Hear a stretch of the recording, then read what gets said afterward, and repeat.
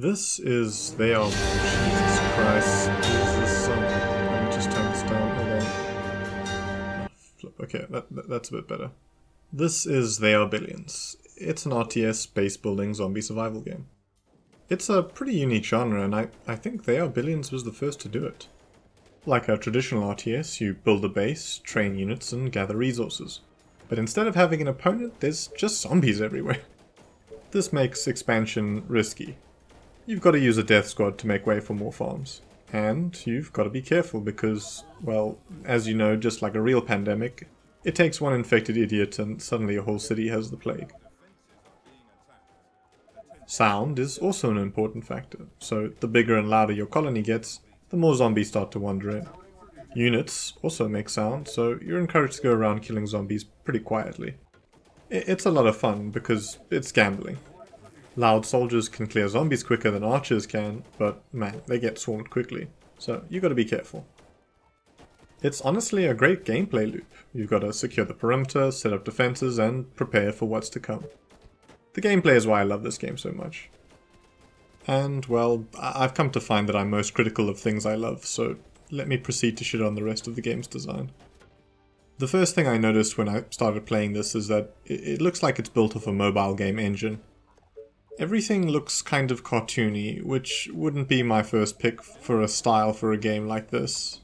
There's also this high contrast lighting that they have going that makes the game look pretty, but man, the whole thing just looks like a skin for Clash of Clans. That being said though, it does do the job and, well, my god, what a job it has to do. More on that later. This and the overall tone of the game is kind of confused. It tries to take itself seriously at times, and it can be a very tense and hardcore game, but there's just silly stuff all over the place. It almost feels like it's designed for kids, but it's definitely not a game for kids. I think the developers, Numantian Games? Are familiar with this art style. They've made another game with it, so I can't blame them for sticking with their guns. They couldn't decide on a main theme though. It's post-apocalyptic, but it doesn't look like it. It looks more like Farmville. It's meant to be steampunk with sci-fi elements, but most of the game just looks like a really standard RTS. The art direction with regards to the units and structures really highlights this. It's a mixed bag.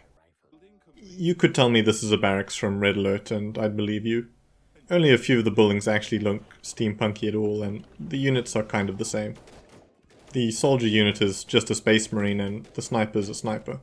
The flamethrower unit is the only one that kind of looks appropriate with his Big Daddy diving suit. I mean, this guy looks cool, but I wouldn't call him steampunk.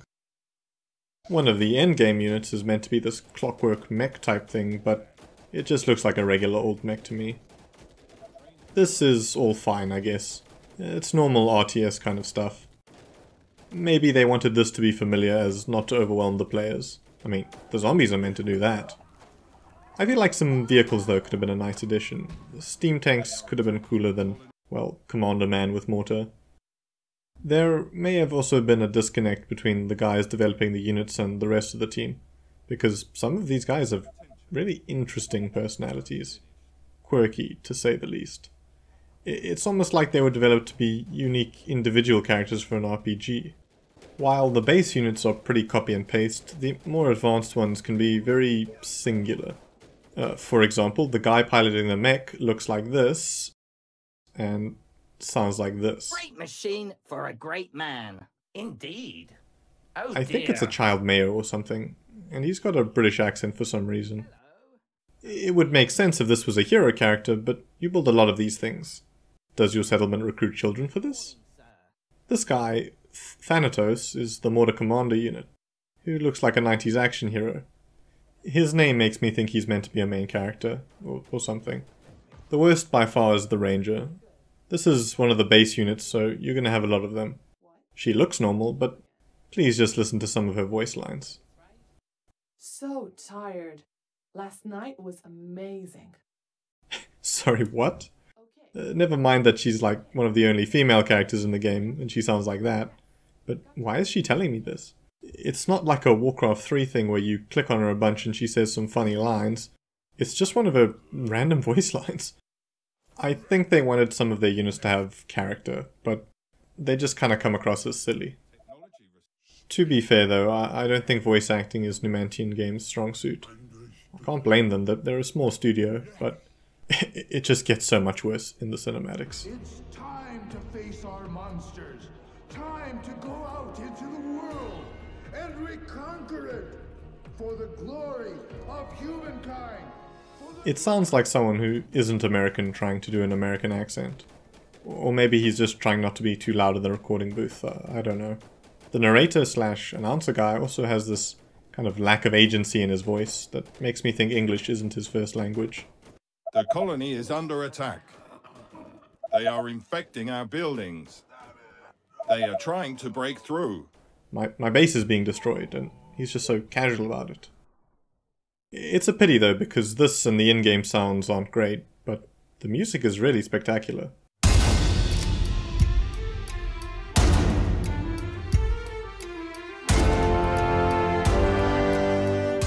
There's this ticking clock in the background. You're constantly reminded that time is running out and the horde is coming. Let me explain. The game has one of these sort of difficulty curves. I think most players aren't ready for the first time they see it. There's these regular swarms of zombies that come roaming in, and you think, well damn, that's quite a lot of zombies at once, but you manage it. And then the timer runs out, and you learn the meaning of the title of the game. Your Pentium quad-core gets put to work as your whole screen fills with undead. Look at all these zombies. I'm gonna have to turn VSync off for this. The devs really aced this. They wanted a World War Z level of zombies and they made it happen. Look at my first attempt to hold the line on this map. I couldn't. I thought 2 layers of defense was enough, and I was so wrong. It's not the zombies that'll get you, it's your overconfidence. I've heard it's a slow and insidious killer. This will smack you into playing the game as efficiently as possible. This is my second attempt, and I barely made it. This isn't even the hardest difficulty, I'm on like the 3rd out of 6.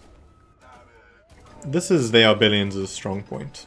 So many other games out there get scale like this wrong. It's the apocalypse. That's an entire city's worth of zombies coming at me.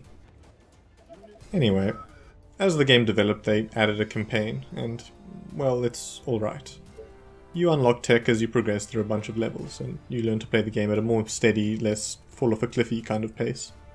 You also get to choose a hero, but you only use them in specific hero levels, and these things kinda suck. Fighting hordes of zombies with an army is this game's strong suit. I don't really want to run around a science lab with a hero I don't like. I mean, horny archer lady has more character than this dude. Last night was amazing. There's also these outpost levels that you have to defend with just a small group of troops. They can be fun, but not at the start of the game when all you have is archers and soldiers. I wouldn't blame you if you just turn the difficulty down for these to easy to get through them as quickly as possible. Same goes for the hero levels. I found the tech tree for the campaign also a bit stingy. There's a lot of stuff here and you can go down whatever path you want, but you can't unlock the more interesting units and technologies for a while. The campaign can also be a bit repetitive. Each level is just get X amount of people in your colony and survive a few waves of zombies. There's a bit of variation, but I don't think it's enough. I think the hero and outpost levels were meant to break up the monotony of the main gameplay, but they're even more boring. My last bit of gripe about the game is so insignificant that you probably shouldn't even consider it, but I've got to mention it. I'm an English major, so maybe this bugs me more than it should, but I'm pretty sure the game's title is grammatically incorrect. The line is a reference to, well, obviously the crap ton of zombies in the game, but you don't say they are billions, you say there are billions of them, or there are billions. They are undead, correct. They are coming, also correct. They are billions, incorrect. I wonder if they spotted this too late and were just like, fuck it, nobody's gonna notice. I mean, the title There Are Billions works just as well, so I don't know why they just didn't... whatever. In conclusion, There Are Billions is somehow a very fun and creative RTS, but at the same time a really standard and boring one. It's a lot of fun holding off the zombie hordes, and the sheer volume of bodies is impressive. But the game is somewhat let down by the rest of its design. Don't get me wrong though, I really enjoyed the game, and if you like RTSs and tower defenses, well, I think you could enjoy it too. Thanks for watching.